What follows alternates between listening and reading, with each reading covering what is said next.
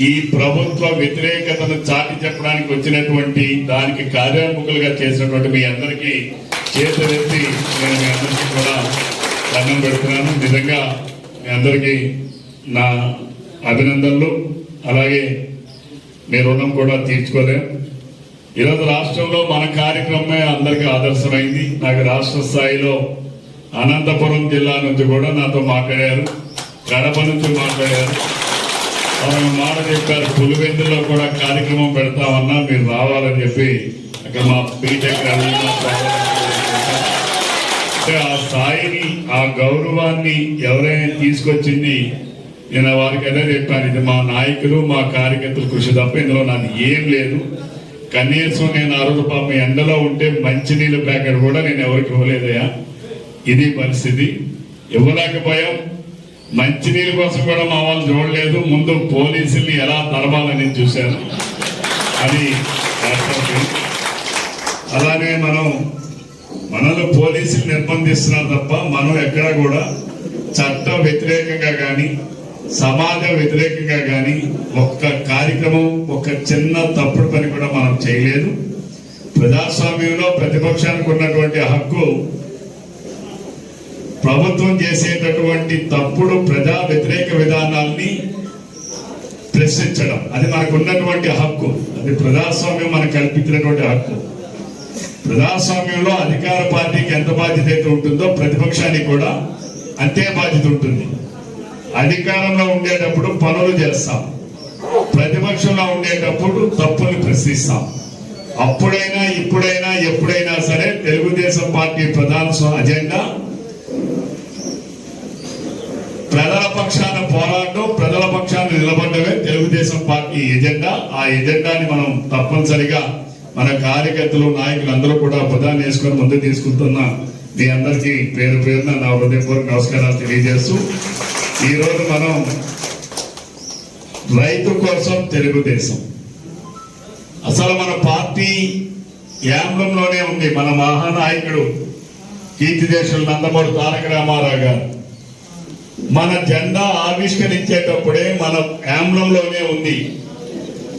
అక్కడ పేదవాడికి సింబల్ గా గుడిసుంది, రైతుకు సింబల్ గా నాగలుంది, అలానే చక్రం కర్షకుడికి గుర్తుగా చక్రం ఉంటుంది. ఇది మన తెలుగుదేశం పార్టీ సింబల్. అంటే తెలుగుదేశం అంటేనే రైతు, రైతు అంటేనే తెలుగుదేశం. ఇది కొత్తగా మనం నిర్వచించుకోవాల్సినటువంటి అవసరం లేదు. ఈరోజు ఏవో పార్టీలు శవాల మీద తండ్రి చచ్చిపోతే నాకు అధికారం వెంటనే ఇచ్చేయాలని చెప్పి మాట్లాడినటువంటి వ్యక్తుల కోసము శవాన్ని పక్కన పెట్టుకొని నాకు ముఖ్యమంత్రి పదవి ఇవ్వండి అని చెప్పి సంతకాలు సేకరణ చేసినటువంటి వాళ్ళు పెట్టిన పార్టీల కోసం అయితే వాళ్ళు కొత్తగా మాట్లాడాలి. కానీ తెలుగుదేశం పార్టీకి అవసరం లేదు. భారతదేశంలోనే 50 హార్స్ పవర్ కి 50 రూపాయలు ఆ రోజు, అంటే కరెంటు పూర్తిగా ఉత్పత్తి అయ్యేటటువంటి పరిస్థితులు లేని సందర్భంలో, పవర్ డెఫిసిట్ ఉన్నటువంటి సందర్భంలో హార్స్ పవర్ కి 50 రూపాయలు రైతులకి ఆ రోజు కరెంటును అందించినటువంటి ఘనత తెలుగుదేశం పార్టీది. ఈ రోజు ఇటువంటి ఈ వైసీపీ పార్టీయో ఇంకో పార్టీయో రైతు కోసం మాట్లాడే నైతిక అర్హత లేదు. ఎందుకంటే ఇప్పుడున్న యువకులకు అందరికీ తెలియాలి, తెలుగుదేశం పార్టీ పుట్టేటప్పటికి ఇప్పుడున్న యువకులందరూ కూడా అప్పుడే పుట్టుంటారు, ఇంకా పుట్టకపోయి ఉంటారు. ఎందుకంటే 40 సంవత్సరాలు. ఆ రోజు మనం ఏం చేసామో మీకు తెలియదు. మన నాయకుడు నందమూరి తారక రామారావు గారు ఏ కార్యక్రమాలు చేశారో మనకి తెలియదు. కానీ మనం నేర్చుకోవాల్సినటువంటి అవసరం ఉంది, తెలుసుకోవాల్సినటువంటి అవసరం ఉంది, వాటిని ప్రజలకి చెప్పాల్సినటువంటి అవసరం ఉంది. ఆనాడే మనం హార్స్ పవర్ కి 50 రూపాయలు, అంటే ఒక pump set 3 horse power, single horse power, 5 horse power అని ఉంటుంది.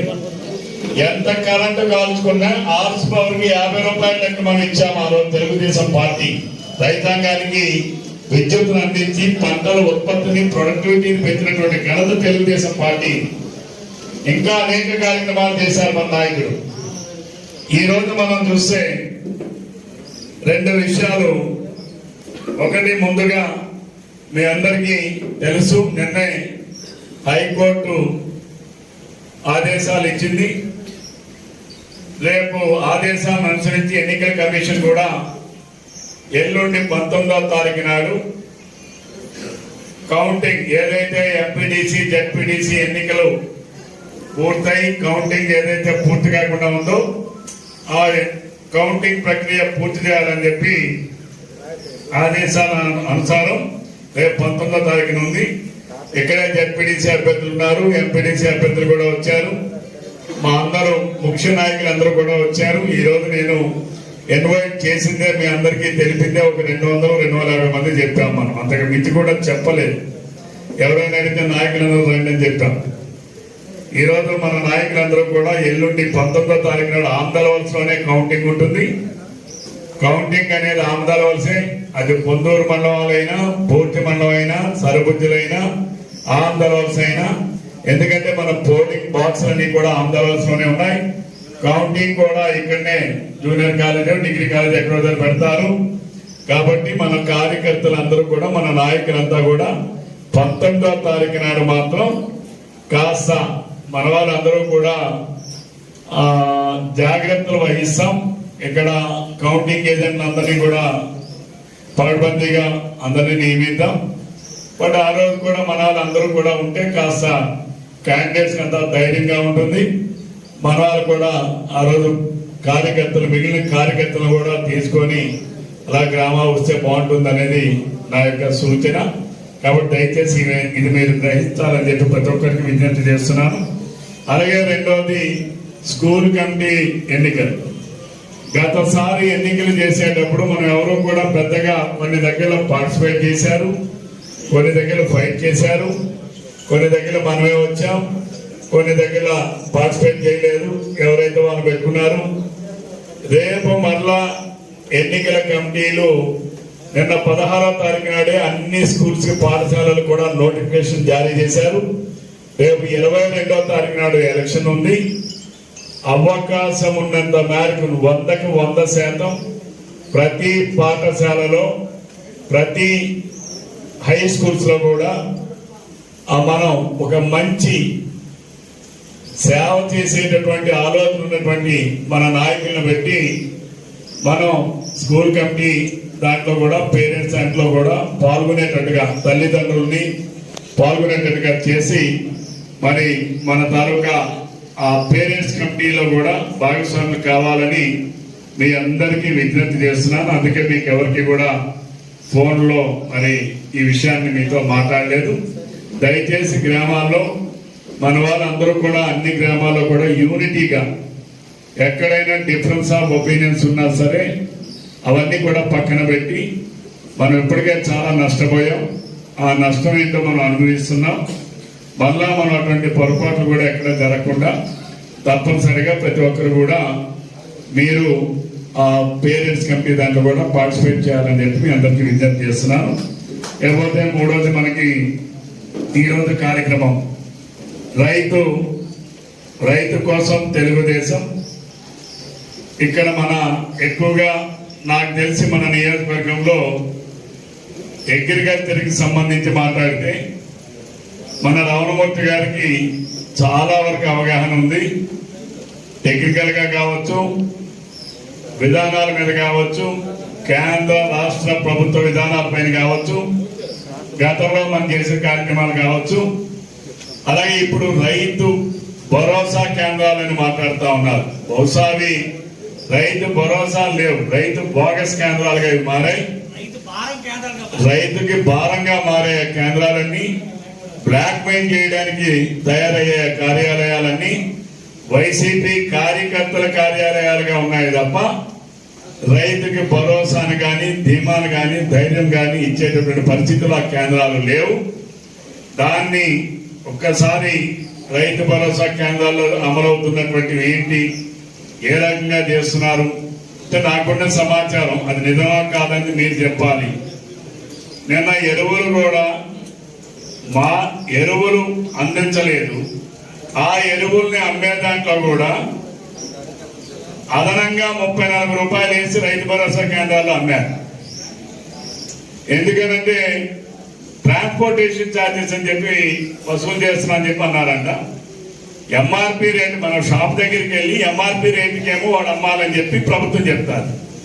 అదే రైతు భరోసా కేంద్రంకి వెళ్తే ఎంఆర్పి రేటుకి అమ్మారు, అదనంగా 40 రూపాయలు.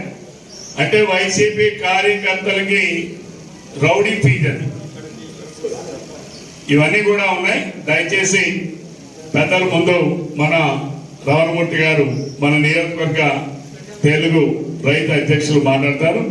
ఆ తర్వాత ఒక 4-5-10 మంది వరకు మీ అనుభవాలు చెప్తే అవి కూడా నోట్ చేసుకొని ఇవన్నీ కలిపి మనంతా కూడా ర్యాలీగా ఇక్కడ నుంచి తహసీల్దార్ కార్యాలయానికి వెళ్దాం. అక్కడ తహసీల్దార్ గారికి రిప్రజెంటేషన్ ఇచ్చాక మనం డిస్కస్ అవుతాం. ముఖ్య నాయకులందరికీ కూడా రిక్వెస్ట్ చేస్తున్నాను, ఈ మీటింగ్ అయిపోయిన తర్వాత మీరు ఆఫీస్కి వస్తే ఎల్లుండి కౌంటింగ్ సంబంధించి మనం చర్చించాల్సినవి మాట్లాడాల్సినవి తీసుకోవాల్సిన జాగ్రత్తలన్నీ కూడా మనం మాట్లాడదామని చెప్పి మీ అందరికీ తెలియజేస్తూ ముందుగా మన రావణమూర్తి గారిని మాట్లాడాల్సిందిగా కోరుతున్నాను.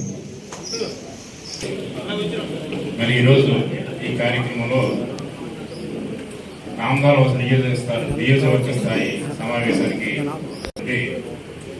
మన Srikakulam Telugu Desam party parliamentary party నియోజకవర్గం అధ్యక్షులు అన్న రవికుమార్ గారికి, అలానే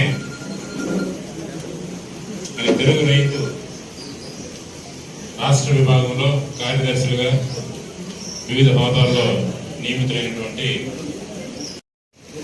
తెలుగుదేశం పార్టీకి ఇది కొత్త కాదు. రైతు అంటేనే పర్యాపదం తెలుగుదేశం. ఇది ఆనాడు అన్న ఎన్టీ రామారావు గారు మన జెండాలోనే రూపొందించారు. నాగలి అది మన జెండాలోనే ఉంది. మనం ప్రత్యేకించి రైతుల కోసం చెప్పుకోని అవసరం లేదు. ఆనాడే ఎప్పుడో కరెంటు ఉత్పత్తి కూడా లేనటువంటి రోజుల్లో కూడా హార్స్ పవర్ 50 రూపాయలకే పవర్ సప్లై ఇచ్చినటువంటి ఏకైక నాయకుడు భారతదేశంలో అన్న ఎన్టీ రామారావు గారు. ఈరోజు ఈ రాష్ట్రంలో చంద్రబాబు నాయుడు గారు ముఖ్యమంత్రి అయిన తర్వాత 22 మిలియన్ యూనిట్ల కరెంటు లోటు ఉంటే దానికన్నా ఉత్పత్తిని పెంచి మిగులు రాష్ట్రంగా కరెంటు ఉత్పత్తిలో మిగులు రాష్ట్రంగా తీర్చిదిద్దింది మన నాయకుడు చంద్రబాబు నాయుడు గారు. ఇది ఎవరూ కాదనలేనటువంటి నగ్న సత్యం. ఇదేదో ఇవన్నీ కూడా లెక్కలు చెప్తాయి, ఆనాడు కేంద్ర ప్రభుత్వం ఇచ్చినటువంటి అవార్డులు చెప్తాయి. అయితే దుర్మార్గం ఏంటంటే ఒక దుర్మార్గమైనటువంటి ఆలోచన కలిగినటువంటి వ్యక్తి రాష్ట్రానికి ముఖ్యమంత్రిగా అయిన తర్వాత అన్ని అబద్ధాలు, ముఖ్యమంత్రి కాకముందు అబద్ధాలు, పాదయాత్రలో అనేక మంది చెప్పాడు. పాదయాత్రలో ఆడిన అబద్ధాన్ని ఆడకుండా 1000 సార్లు మాట్లాడితే ప్రజలు కూడా నిజమేనేమో అని చెప్పి భ్రమలు కల్పించి ఈరోజు ఒక్క ఛాన్స్ అని చెప్పి ఓటు తీసుకుని ఈరోజు 1000 గుద్దులు గుద్దుతా ఉన్నారు జనానికి అనేది ఈరోజు ఇది వాస్తవం.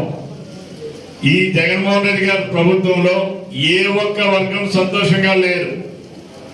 రైతులు సంతోషంగా లేరు, కార్మికులు సంతోషంగా లేరు, విద్యార్థులు సంతోషంగా లేరు, ప్రైవేట్ యాజమాన్యాలు సంతోషంగా లేరు, మైనింగ్ చేసేటటువంటి వ్యాపారులు సంతోషంగా లేరు.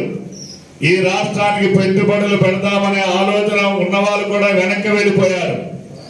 అంటే ఈ రాష్ట్రంలో జగన్మోహన్ రెడ్డి గారు తయారు చేసి పంపిణీ చేస్తున్న మందు తప్ప మిగిలినవేవి కూడా ఈ రాష్ట్రంలో ఏ ఒక్క వర్గం కూడా సంతోషంగా లేదు. ఒక్క జగన్మోహన్ రెడ్డి గారే చాలా సంతోషంగా ఉన్నారు. ఎందుకంటే ఒక్క మద్యం మీదే తన ఆదాయం సంవత్సరానికి 10,000 కోట్ల రూపాయలు. ఆ బ్రాండ్లన్నీ ఆయనే తయారు చేస్తా ఉన్నాడు. జగన్మోహన్ రెడ్డి గారే 16 రూపాయలకి తయారైన మందును 220 రూపాయలకి అమ్ముతా ఉన్నాడు.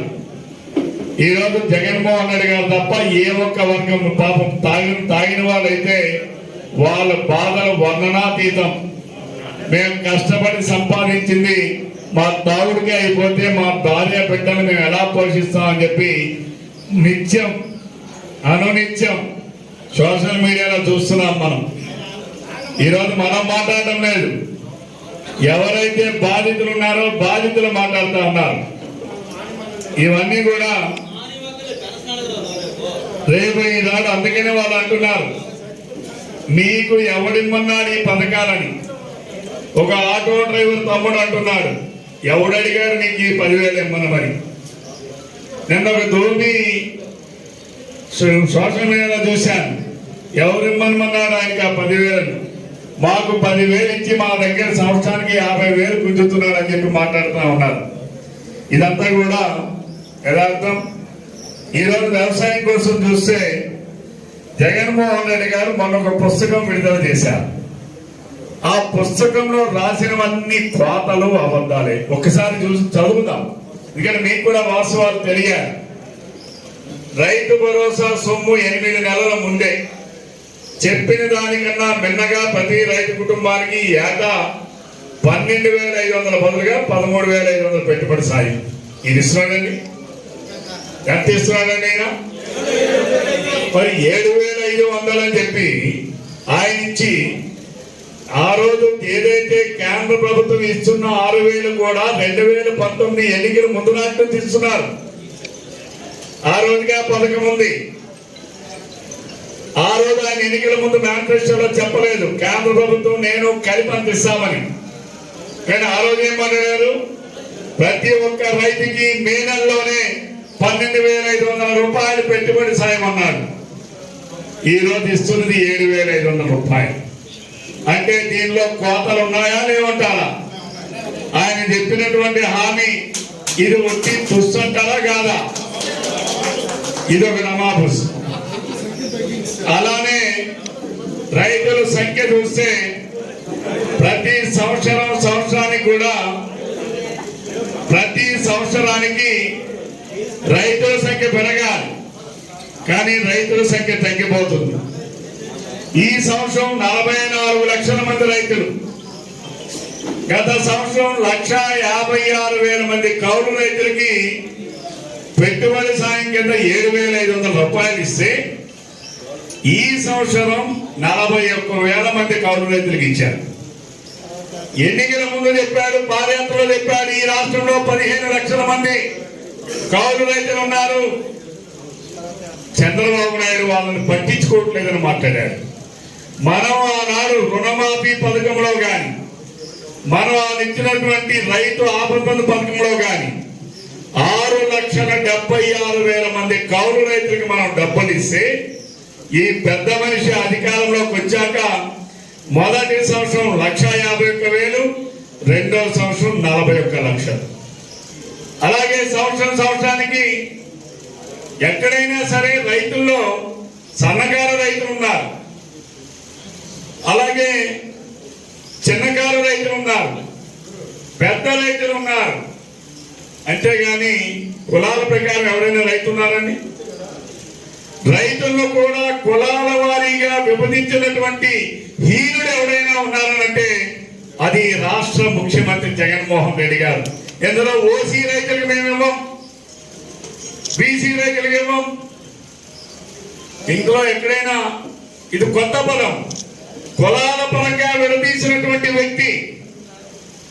మనం ఆ రోజు రుణమాఫీ ఇచ్చాం. ఈ రాష్ట్రంలో 56,76,000 మంది రైతులకు 15,032 కోట్ల రూపాయలు మనం రుణమాఫీ ఇచ్చాం. 4వ విడత 5వ విడత డబ్బులను కూడా బ్యాంకులో వేశాం. ఎన్నికల నిబంధనల వల్ల చీఫ్ సెక్రటరీ మారిపోవడం వల్ల ఆ 8,000 కోట్లు కూడా రిలీజ్ కాలేకపోయాయి. ఆ డబ్బుల్ని ఈయన వచ్చి అమ్మఒడని చెప్పి వెంటనే మార్చాడు, రుణమాఫీని రద్దు చేశాడు. అలానే ఈరోజు చూస్తే 0 వడ్డీ. నేను అడుగుతా ఉన్నాను, ఇక్కడ కూడా చాలా మంది రైతులు ఉన్నారు, ఏ ఒక్క రైతుకైనా 0 వడ్డీ వచ్చిందా? ఏ ఒక్క రైతుకైనా? కానీ ఇక్కడ మనం డమాపుస్ మాట్లాడతారు. ఎవరండి? తెలిసినా లేదా? పోసు కవులు చెప్పమంటే 100 చెప్తాడు. 0 వడ్డీ ఇచ్చాం, ఎవరికి ఇచ్చాం? నీకు వచ్చిందా? నేను అడుగుతా ఉన్నాను, ఈ డమాపుస్ కవులు చెప్పేటటువంటి నీకేదో వచ్చిందా 0 వడ్డీ? ఇప్పుడు వాళ్ళ పక్కన పెట్టు, రైతుల పక్కన పెట్టు. ఆనాడు తెలుగుదేశం ప్రభుత్వం చంద్రబాబు నాయుడు గారు ముఖ్యమంత్రిగా ఉన్నప్పుడు 3 లక్షల రూపాయల వరకు 3 లక్షల రూపాయల వరకు ఒక రైతుకి 0 వడ్డీని అమలు చేశాం. ఈ రోజు జగన్మోహన్ రెడ్డి గారు అధికారంలోకి వచ్చాక దాన్ని ₹1,00,000 పరిమితం చేశారు. ఈరోజు నేను అడుగుతా ఉన్నాను, ఒక ఎకరాకి వరి చేనికి స్కేల్ ఆఫ్ ఫైనాన్స్ ప్రకారం 35,000 అంటే ఒక రైతు 2.5 ఎకరాలు దాటితే ₹1,00,000 అయిపోతుంది. అంటే నువ్వు ఏది వరికా స్కేల్ ఆఫ్ ఫైనాన్స్ అంటే ₹45,300 స్కేల్ ఆఫ్ ఫైనాన్స్ వరికి. అంటే 2 ఎకరాలు ఉన్న వారికి తప్ప 3వ ఎకరం ఉంటే సున్న వడ్డీ లేదు, 4వ ఎకరం ఉంటే లేదు. అంటే చిన్నకారు రైతులకు కూడా కనీసం బ్యాంకుల నుంచి స్కేల్ ఆఫ్ ఫైనాన్స్ నాకున్నటువంటి 5 ఎకరాల భూమికి 45,000 అంటే సుమారు 2,25,000 రావాలి. నేను ఒక రైతుగా రుణం తీసుకుంటాను, దానికి ప్రభుత్వం సున్నా వడ్డీ చెల్లించాలి. అది లేదు, అది కూడా పాయే. కానీ డమాబుస్ మాత్రం చెప్తారు 3 ఎకరాలు ఉంటే తమ్ముడు చెప్పినట్టుగా 3 ఎకరాల పొలం ఉంటే రేషన్ కార్డు పాయే, 3 ఎకరాల పొలం ఉంటే పెన్షన్ పాయే, 3 ఎకరాల దాటుంటే రైతు భరోసా పాయే, మరి రైతు 3 ఎకరాలు ఉంటే అమ్మ ఒడిపాయే. అంటే ఈ రోజు ఇంకో పెద్ద ప్రమాదం మన శ్రీకాకుళం జిల్లాలో ఇప్పుడు రైతు వ్యవసాయానికి మోటార్లకి మీటర్లు బిగిస్తున్నారు. నేను మొన్న మలకరం గ్రామం వెళ్ళాను, 26 మంది రైతులు ఉన్నారు. 26 మంది రైతులు కూడా వాళ్ళ మోటార్లకి 5,000, 10,000, 15,000, 20,000 బిల్లు వచ్చాయి. ఇప్పుడు వాళ్ళందరూ కూడా 300 యూనిట్లు దాటిందని చెప్పి pension bye, ration card bye అన్ని కూడా ఈరోజు రద్దు చేస్తా ఉంటే పాప రైతు నాకు ఈ మోటార్ నీకు దండం అని చెప్పి మోటారే పీకించుకున్నటువంటి కనెక్షనే పీకించుకున్నటువంటి పరిస్థితి. ఇది ఎప్పుడైనా ఏ శాసనసభ్యుడైనా మాట్లాడారా? ఏ ఒక్క అధికారితోనైనా మాట్లాడారా? ఏవో ఈ ముఖ్యమంత్రికి కనీసం ఈ సమస్యలు ఉన్నాయని చెప్పగలిగేటటువంటి దమ్ము ఈ శాసనసభ్యులకు ఉందా ఎవరికైనా సరే? ఈరోజు వాళ్ళ పదవుల కోసం ఈరోజు చంద్రబాబు నాయుడు గారిని తిట్టడం, తెలుగుదేశం పార్టీని తిట్టడం, ఉచితానం మరిచి విచక్షణ మరిచి మాట్లాడడం. ఈరోజు మేము అడిగే ప్రశ్నలకు మీరు సమాధానం చెప్పాలి. ఈరోజు మీరు వడ్డీ లేని రుణాలు కేంద్ర ప్రభుత్వం చాలా స్పష్టంగా 3 లక్షల రూపాయల వరకు 7% వడ్డీ, 7% వడ్డీకి మీరు రుణాలు ఇవ్వండి అని చెప్పి ఆదేశాలు బ్యాంక్ వేసుకున్నాయి. కిసాన్ కార్డులు ఇవ్వాలి రైతులకి, దాన్ని అమలు చేయట్లేదు. ఎందుకంటే బ్యాంకులు అడిగే తమ్ము ధైర్యం జగన్మోహన్ రెడ్డి గారికి లేదు. బ్యాంకు గారిని అడిగితే నాకు అప్పు ఇవ్వడము, ఆడ అప్పు ఇవ్వకపోతే నేను 5 నుంచి లాగాలేమో. ఈరోజు ఇంకొక పెద్ద ఉపద్రవం, రైతు మోటార్ బిల్లులకు కానీ ఇళ్లకు కానీ ట్రూ యాప్ పేరుతో 9,000 కోట్ల రూపాయల అదనపు భారం రూపాయలు మళ్ళీ ఇప్పుడు వసూలు చేస్తా ఉన్నారు అందరి దగ్గర. కరెంటు ఛార్జీలు పెంచారు. అలానే ఇంకా ఆయన మాట్లాడితే 3,000 కోట్ల రూపాయలతో ధరల స్థిరీకరణ నిధి. నేను అడుగుతా ఉన్నాను జగన్మోహన్ రెడ్డి, ఇక్కడే చాలా మంది రైతులు ఉన్నారు. మనకి 1,499 రూపాయలకు కొనాలి 80 కేజీలు బస్సా. ఎంత కొనాలండి? 1,200కి 1,000 రూపాయలకి 900కి 1,100కి మ్యాక్సిమం 1,200కి. అంటే ఒక ఎకరాకి 22 బస్తాలు పండితే ఒక బస్తా దగ్గర 300 రూపాయలు నష్టం జరిగితే 3 రెళ్ళు 6,000, 3 రెళ్ళు 6,600. అంటే రైతు భరోసా అని చెప్పి 7,000 ఇచ్చి జగన్మోహన్ రెడ్డి గారు దళాలను పెట్టి 6,600 రూపాయలు లాక్కుంటా ఉన్నాడు. ఇది వాస్తవం కాదా?